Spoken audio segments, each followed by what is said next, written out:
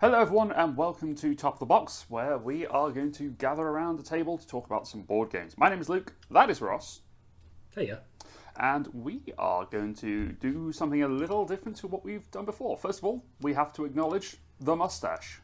Ross, We do have to. the mustache is here. Yeah. Yes. Sorry, what? What mustache? What? What mustache? Yeah.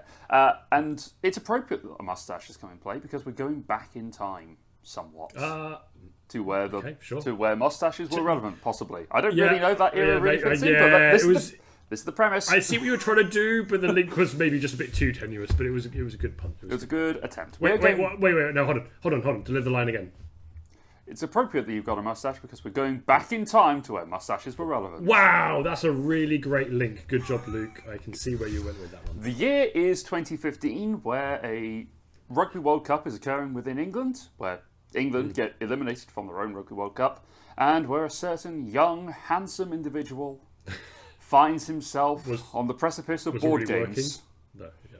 I was working, thank you. No, I was meant more that I was already working at the location. I was trying to twist it, so I was there. Oh, I see. And then Ross was also there. So we're going back. We're having a look at some of the board games that we think were the best released in 2015. 2015, we've picked purely because that's the year that I got into the hobby. Yep. If we were going to go on Ross, I don't know, you were like 2008-ish? Yeah, probably. Yeah, I don't even know. When did I go to uni? Who knows? I can probably try. You're about a year or so older than me. 2009-ish, probably? Yeah, probably about that. Yeah. 2008, 2009, you're a little older than I am, and I went 2010.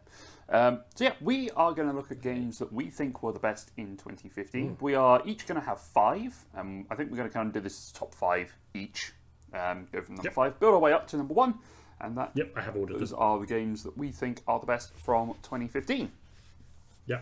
And then we're going to go pretty much all the way through until the present day. By the time we finish doing this series, we'll get up to like 2023. We'll be able to go back and look at some of the games we played this year. And then we'll look ahead to 2024 and some of the stuff that we're looking forward to. So, good place to start is 2015. So let's go with our number 5s. Do you want to go first or shall I? I will go first. Go for it.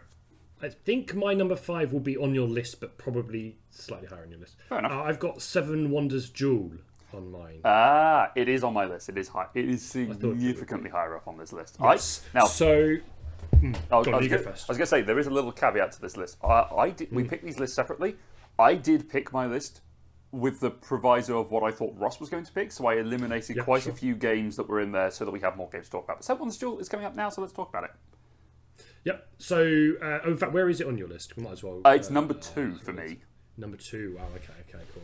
So it's a game which flip flops for me, whether it's like, oh, this is really fun, or I'm not so hot on this one. Yeah. But I still think it's up there. I mean, when I was looking through the kind of shortlisting on 2015, it kind of, in fact, all 5 of mine kind of jumped straight out at me without really having to properly think or dig through.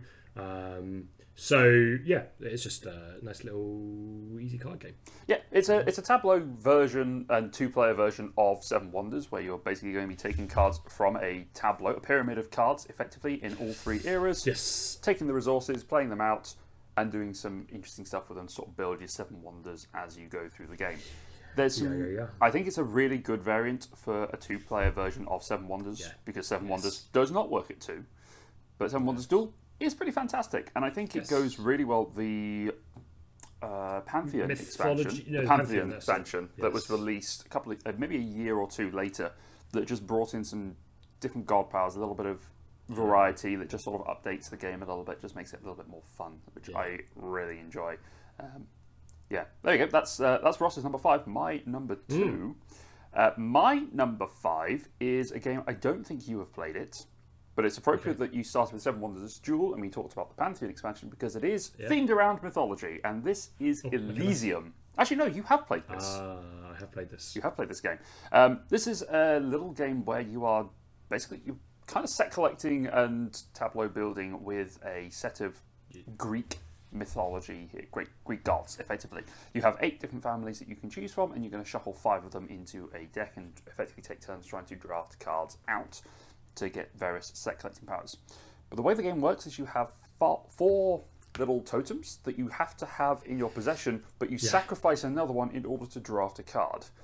So it gives you that little twist on how you're trying to think about it. You bring them into your tableau, and then you eventually want them to go from your domain and then pass them over into the afterlife to go into your Elysium, so that they are raised up and they become part of your endgame scoring.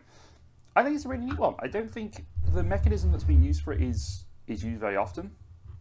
Yeah, and it's a nice little variance on how you want to do things. And there's a variant where you can play it, and if you choose to take a certain card, you can lock. You can be mean about it. You can lock people out of certain cards if you just go, oh, you've taken a green one there. Let's just leave only green cards that can be taken from it, and it gives you that challenge as the game goes on. I really like it. I think it's a little underrated. It slipped under the radar, I think. Yeah, that's what I was going to say. Underrated was the word I was going to use. It's it's just sort of flown under the radar a little bit, I think, probably, really, on the wider scheme of things. But yeah, great game. I reckon if it ever had an expansion, it would probably rise back up again, because it's by Matthew Dunstan, and he's done some really good games recently.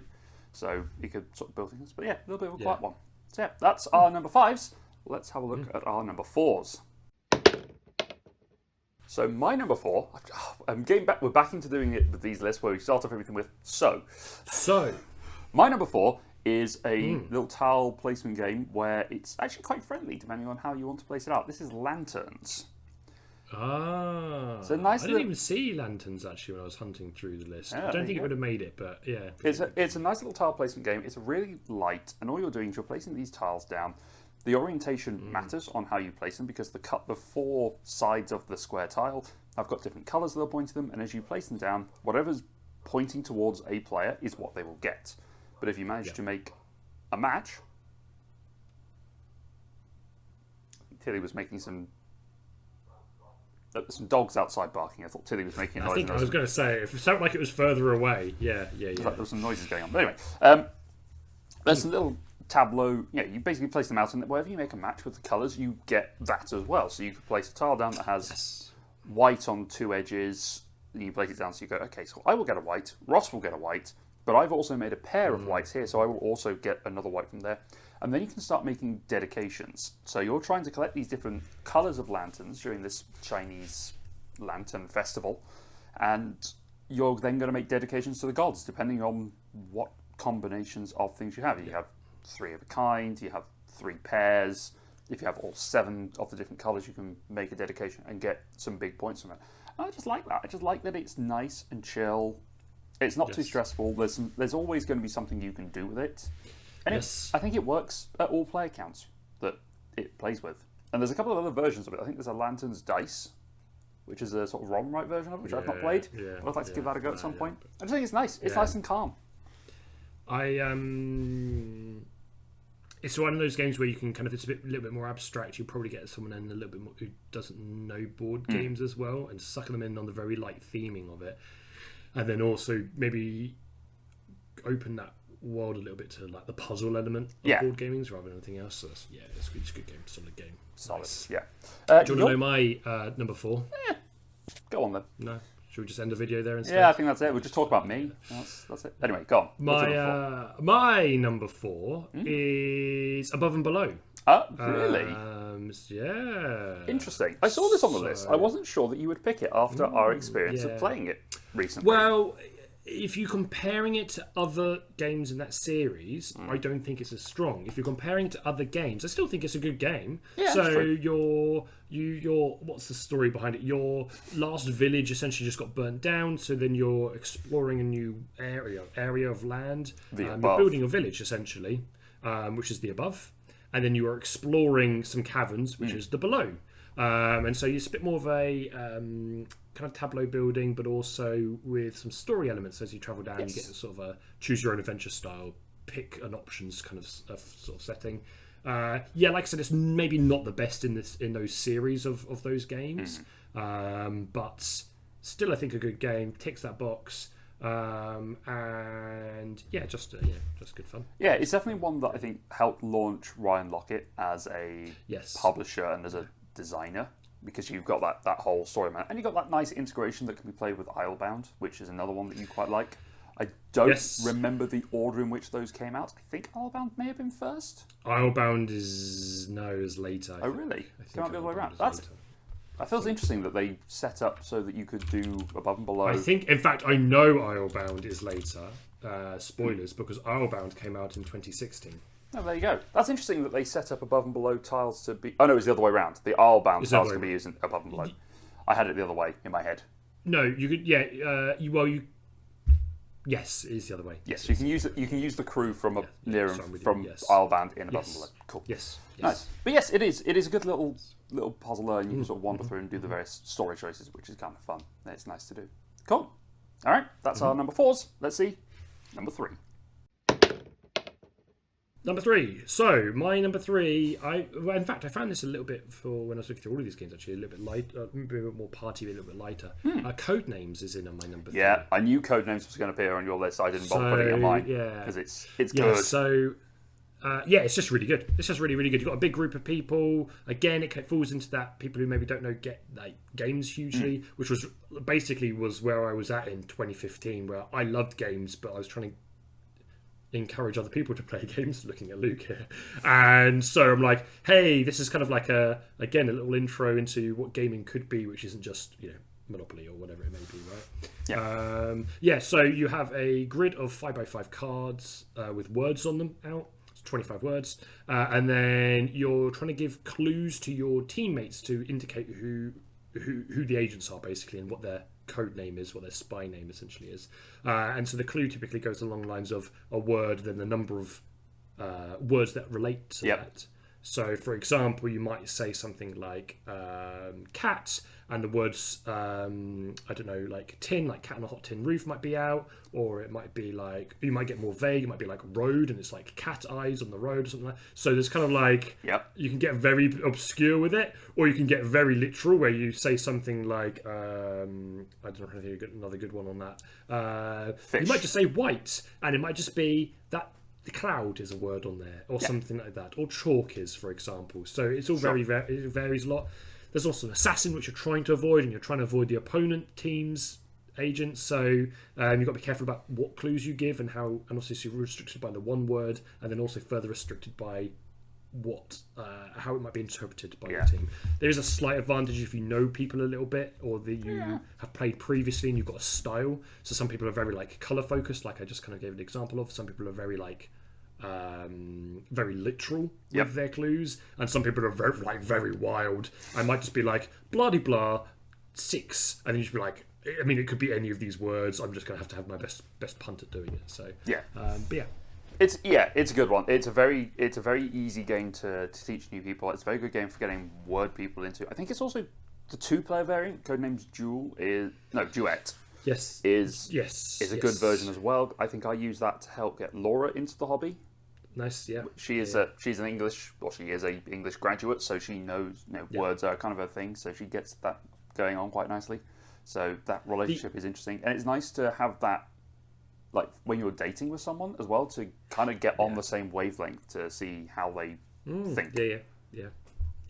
The other thing I was going to say is obviously it is quite language dependent, but they have like a not safe for work edition as well, obviously if you're that way inclined, but they've also got a picture version, so you don't have to necessarily be language dependent, because one boundary I have hit is when I've played it, I've weirdly know people who know people who English isn't their first language. So when I end up playing it, taking it to more of a group setting, there's always maybe one or two people who it isn't their first language. They cope with it, I think, but sometimes there's like, what's the classic? Bugle's a classic one. Yes. I mean, most English people don't seem to necessarily know what a bugle is, and it always gets Googled every time we play it and it comes up, but there's a few on there. Yeah, and you've got all sorts of different themes as well. You've got Simpsons, you've got Disney, all sorts of things that are pasted onto there to basically give you the same game, but just a different pictured at a different level, effectively.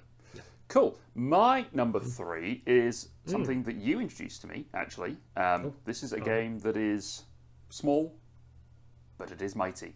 It's Tiny Epic Galaxies. This is a nice little dice action selection game where you're going to roll a bunch of dice, try and explore out this galaxy into just finding cards, drawing cards in, taking over planets, getting some special powers to your own home galaxies, building your civilization, and just an economy and all sorts of things. And it's just a really interesting kind of push your luck element because you want to be re-rolling your dice to try and get the actions that you want. But you also have a follow mechanism that you can follow someone else's actions. So they go, I'm going to do this action. You're going to go, I would also like to do this action. I'm going to pay a culture to do that action as well. And I just think it's a really good little system. It's a very small box, as all the Tiny Epic games are. Yes. It's really easily portable. I think they made an even smaller version, which was Ultra Tiny Epic Galaxies, or Tiny Epic Galaxies Blast Off, or something like that, where it's just like a deck of cards.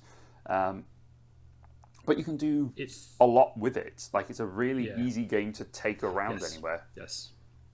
I'd say I think it is the best, or definitely one of the best of that series of games as well, I think. Yeah, I think so. I think it was kind of go through some options that one. I think because it really does hit that Tiny Epic feeling. Something like Tiny Epic Dungeons, for example. Yes, it's a small box, but it's spreads. Quite a large footprint when you get it out, and the rules are not like ridiculously complex, but again, maybe don't match up with the perception of the box size and what you're looking at there, right? So, it's a good series. It's a very good little game. But yeah, there's a lot of stuff that you can do with Tiny Epic Galaxies, and it's got a nice little solo mode, which I quite enjoy. Yes. So that is our number 3s. Let's go into, well, let's face it, it's Ross's number 2, because we already did mine. My number 2, which I'm going to anticipate that you've anticipated that I'm going to pick, is Mysterium. Yep, knew that was coming up. Yep. I'll be honest, I thought it'd be number 1. Okay.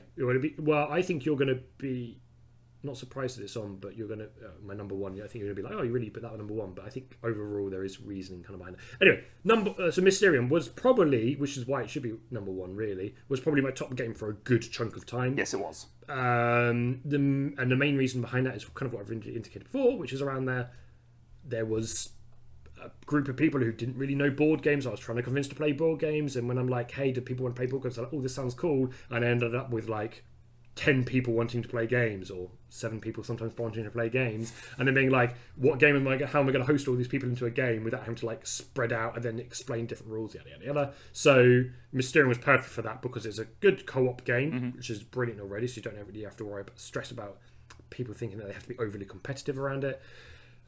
Plays up a big number of people, up to 7 people. Yep. And in addition to those two things, is also just a good game, right? So if you've ever played Dixit, for example, plays with the same sort of style cards with really pretty artwork. One of you is a ghost, and you're trying to tell the others how you died, basically. So it's very Cluedo-esque in this sense. So where it was, who did it, and what with. And you're using very obscure images to try and indicate that. Sometimes to great success, sometimes to not so great success. But kind of, again, similar sort of codename vibes in that as well, a little bit.